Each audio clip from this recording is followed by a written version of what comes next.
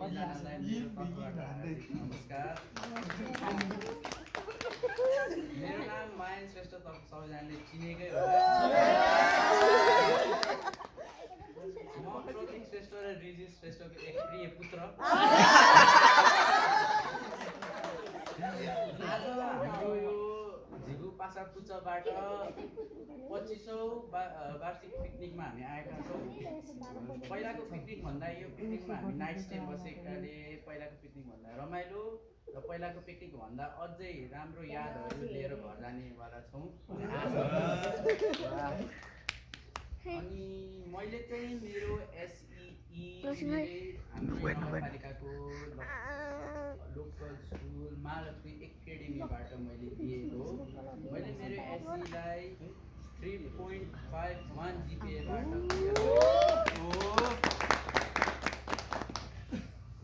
अब कसरी पास गर्यो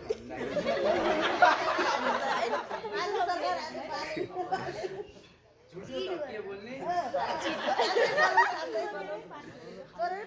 पहिलोको 9 महिना त पढ्दै पढिनँ मैले।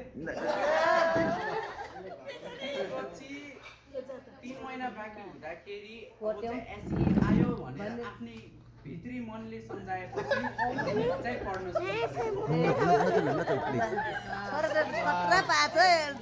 यसरी नै मैले एसई पास गरेको। धेरै गाह्रो भएन। एसई पास गरेर म मेरो स्कुलबाट पास आउट भइसकेपछि म अब सेन्ट जेभियर स्कुल जाउलाखेलमा पढ्दैछु। अहिले +2 गर्दैछु त्यहाँ। अनि मेरो प्रिय बाबाले भने जस्तो एसईलाई त सबैले सम्मान गरिरहेका नै छन्।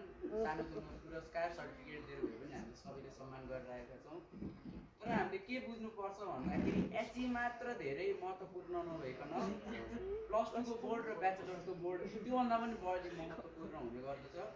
त्यसैले तिनीहरूलाई पनि हामीले एसई जस्तै हामीले महत्त्व दिएर सर्टिफिकेट सानोतिनो पुरस्कार दिइराख्नुपर्ने हुँदछ।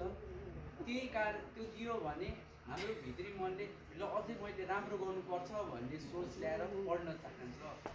त्यसैले हामीले